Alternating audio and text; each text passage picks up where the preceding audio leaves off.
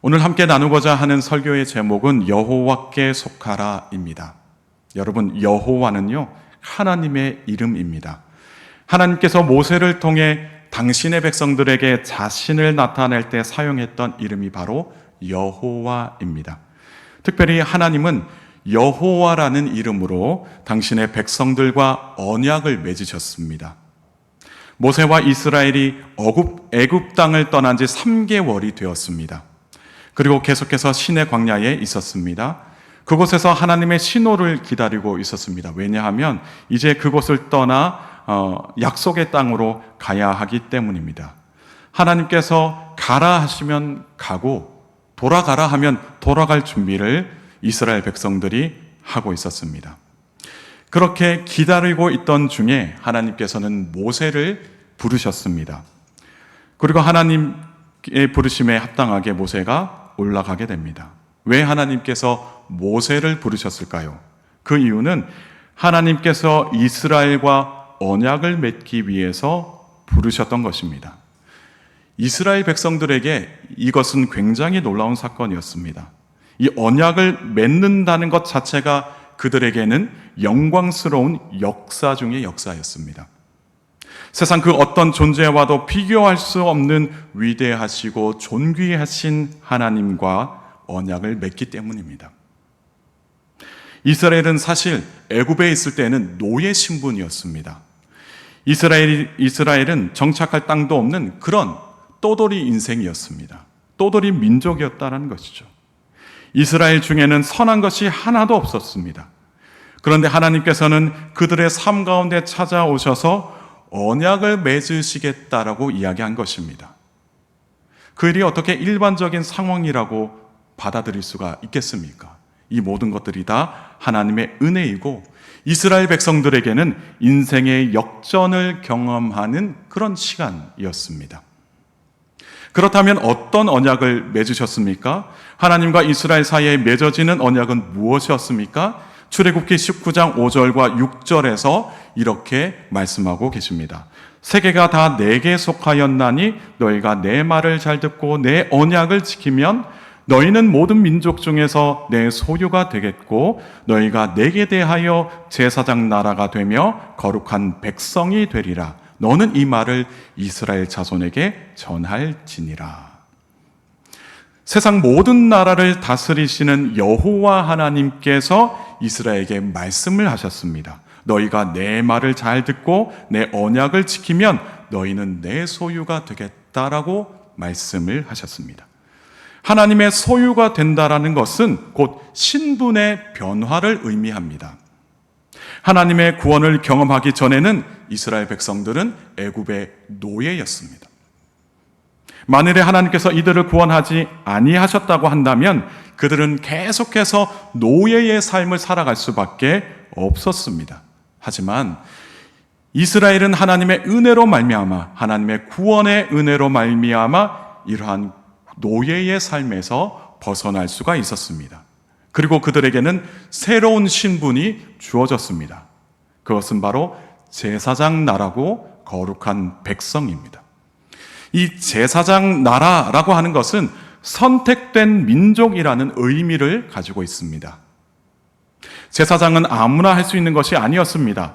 스스로의 선택과 능력으로 될 수 있는 것이 아니었다라는 것입니다. 오직 하나님의 선택으로만 될 수가 있었습니다.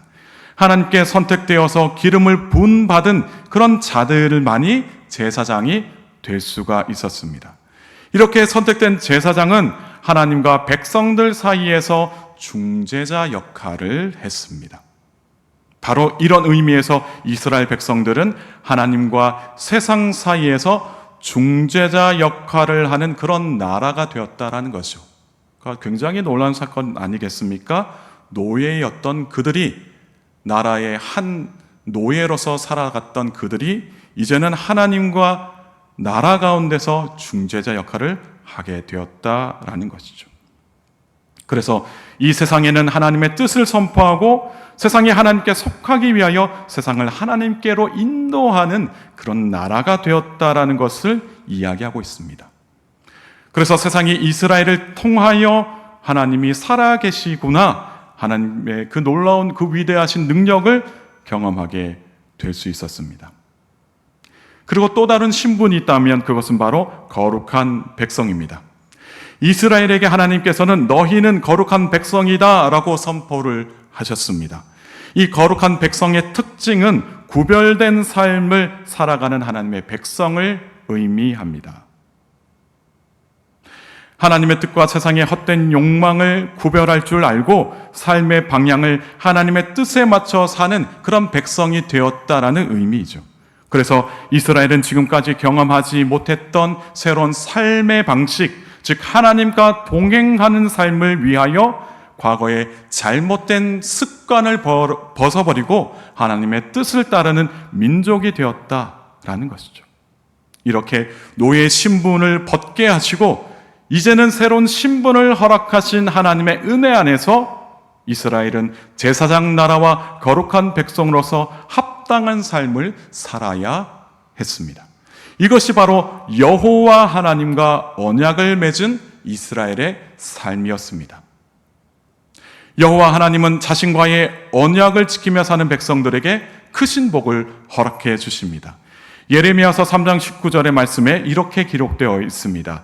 내가 말하기를 내가 어떻게 하든지 너를 자녀들 중에 두며 허다한 나라들 중에 아름다운 기업인 이 귀한 땅을 내게 주리라 하였고 내가 다시 말하기를 너희가 나를 나의 아버지라 하고 나를 떠나지 말 것이니라 하였노라. 하나님께서 이스라엘에게 주신 복은 하나님의 자녀가 되는 복이었습니다. 이스라엘은 하나님의 자녀가 되는 복을 누리게 되었습니다. 고아와 같았던 이스라엘이 이제는 하나님의 자녀가 되었다라는 것입니다. 굉장히 놀라운 은혜입니다. 하나님께서 준비하신 기업의 땅을 소유하게 되었고요. 또 하나님을 나의 아버지라고 부를 수가 있게 되었습니다. 매우 친밀한 관계가 되었다라는 것이죠. 그래서 이스라엘은 하나님의 자녀가 되어서 하나님께서 부어주시는, 하나님께서 내려주시는 풍성한 은혜 가운데서 살게 되었습니다. 그런데 다시 이 19절의 말씀을 자세히 살펴보면 내가 어떻게 하든지 너를 자녀들 중에 두려고 했다라고 말씀을 하십니다. 이것은 이스라엘이 계속해서 하나님으로부터 벗어나려고 했다라는 것을 의미합니다. 이스라엘은 하나님의 은혜를 잊고서 하나님과 동행하는 것을 싫어하고 하나님의 손을 뿌리치고 하나님으로부터 멀어지려고 했다라는 것이죠. 그런데 하나님은 계속해서 그들을 자녀들 중에 두려고 했다는 것입니다. 왜일까요? 왜 멀어지려고 하는 이스라엘을 하나님께서는 붙들고 계실까요? 그 이유는 이스라엘을 사랑하시기 때문입니다. 계속해서 죄악을 저지르며 하나님께 멀어지려고 했으나 하나님은 그들을 특별히 사랑하시기 때문에 곁에 두려고 붙잡고 또 붙잡으시는 것입니다. 그래서 19절의 말씀에 다시라는 단어를 사용하고 있습니다. 하나님께서 재차 반복해서 말씀하고 계시다라는 것이죠. 하나님께서는 떠나려고 하는 이스라엘을 향하여 다시 계속해서 반복해서 말씀하시면서 떠나지 말라라고 당부를 하고 계십니다. 이것이 이스라엘을 사랑하시는 하나님의 마음이었습니다. 그런데 그럼에도 불구하고 말 안 듣는 아이처럼 이스라엘은 하나님을 계속해서 떠나고 있다라는 것이죠. 이스라엘은 멀어지려고 하나님을 속이고 있다라고 성경에 기록되어 있습니다. 그래서 예레미야서 3장 20절에서 이렇게 이야기하고 있습니다. 그런데 이스라엘 족속아 마치 아내가 그의 남편을 속이고 떠나감 같이 너희가 확실히 나를 속였느니라 여호와의 말씀이니라. 하나님께서 반복해서 떠나지 말라라고 말씀을 하셨습니다. 그렇게 당부하셨습니다.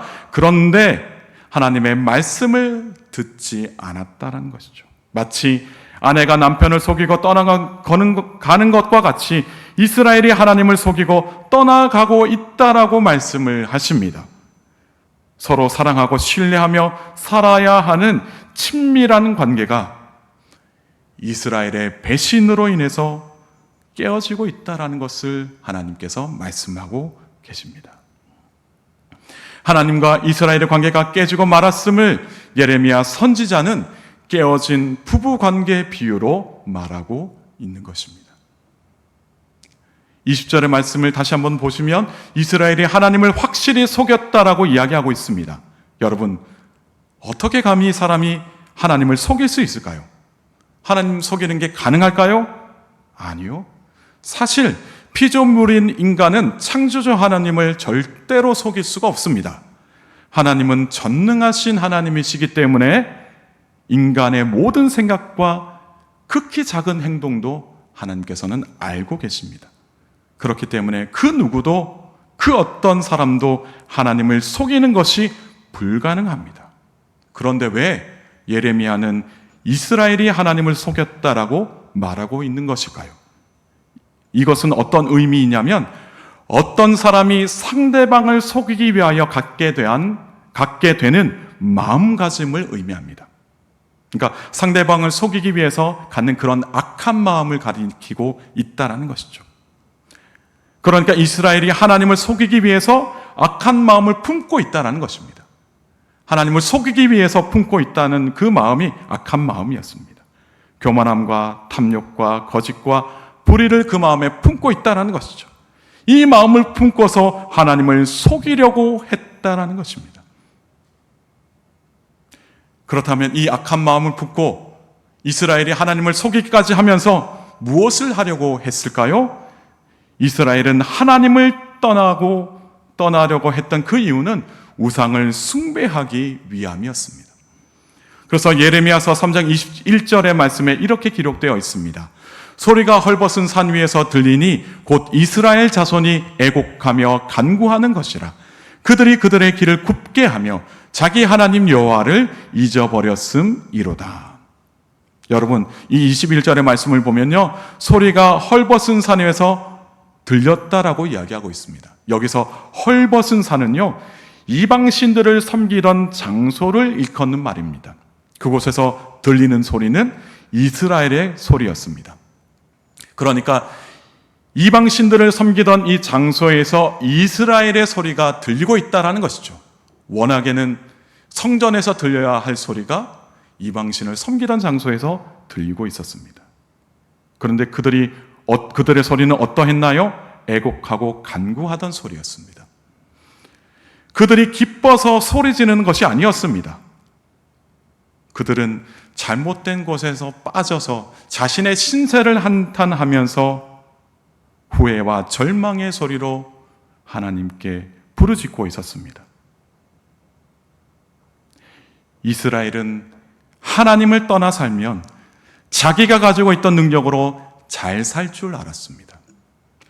지금까지 큰 어려움이 없이 살았던 이유도 내가 잘해서 그런 것이지 이 모든 것이 다 하나님의 은혜였다는 그 사실을 인정하지 않았습니다. 한마디로 하나님의 은혜를 잊은 백성이 된 것입니다.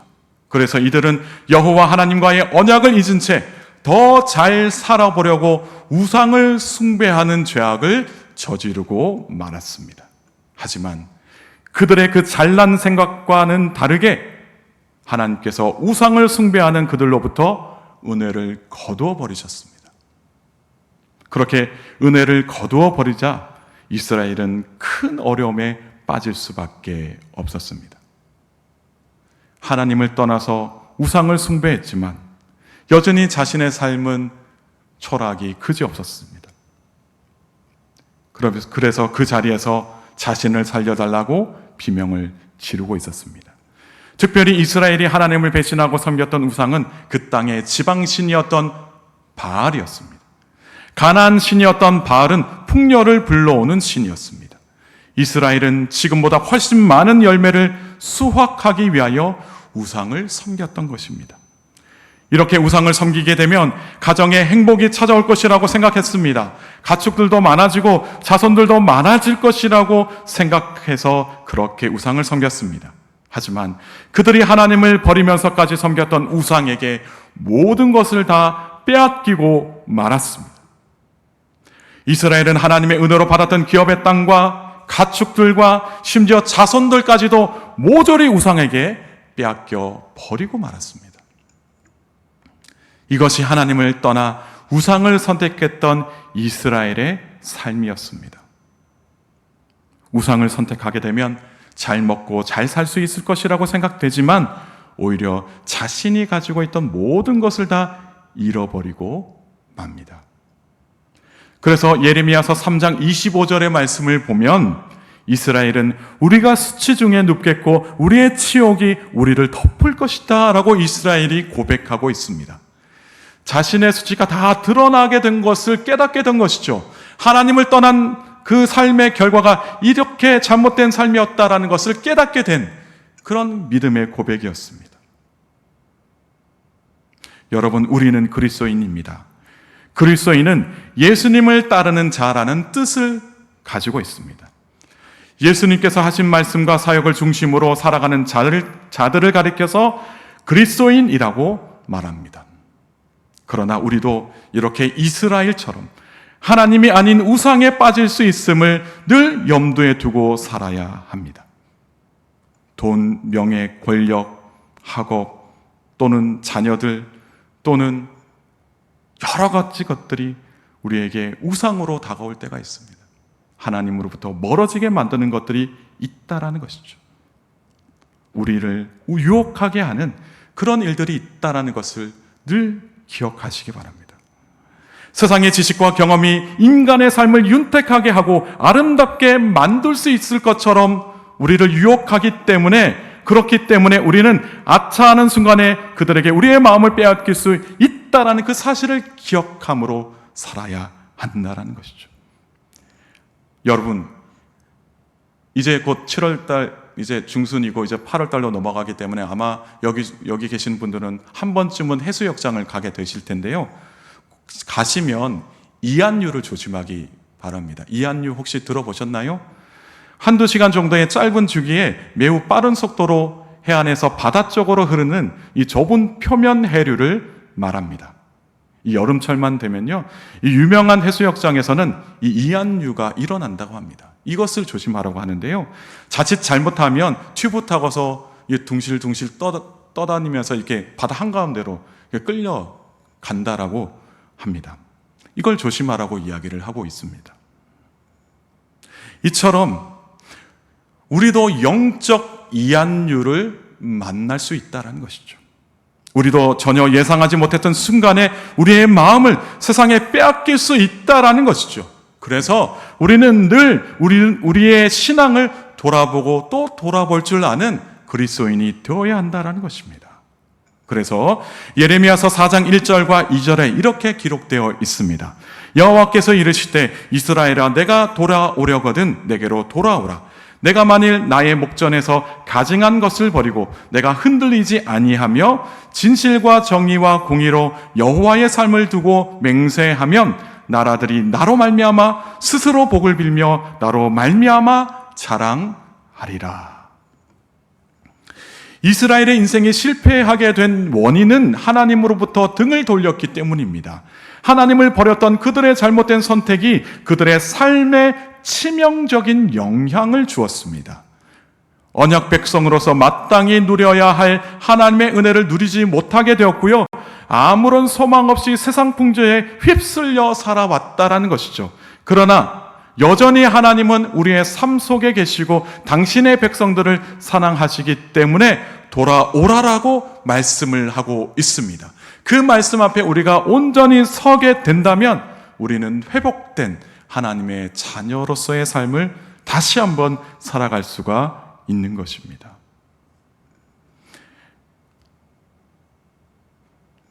하나님께서는 우리를 너무나도 사랑하시기 때문에 우리를 받아주십니다. 그런데요, 만약에 하나님께서 우리를 받아주시지 않겠다라고 결정하시면 우리는 하나님이 아니라 그 어디에도 돌아갈 데가 없는 인생임을 기억해야 합니다.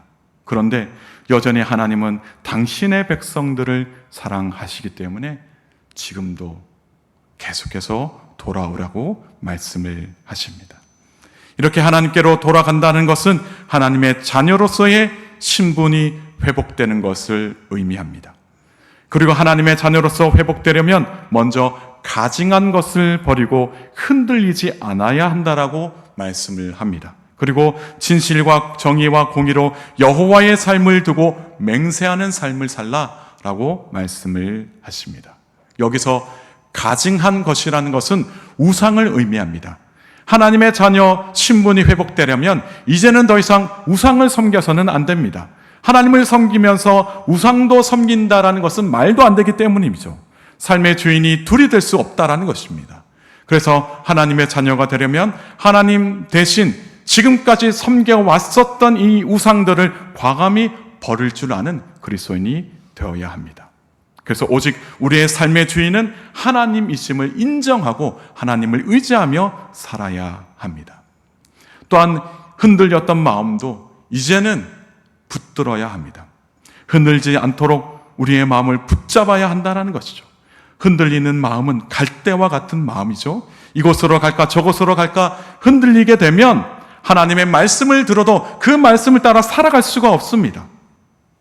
하나님의 말씀을 따라 살아야 한다는 것을 알면서도 세상 사람들이 말하면 여지없이 우리의 마음이 흔들리고 있다면 우리는 우리의 마음을 강하게 붙들 수 있도록 하나님께 기도해야 합니다. 그리고 우리의 마음이 하나님에 대한 확신이 생길 수 있도록 기도해야 합니다. 하나님에 대한 확신이 없으면 우리의 마음이 흔들릴 수밖에 없습니다.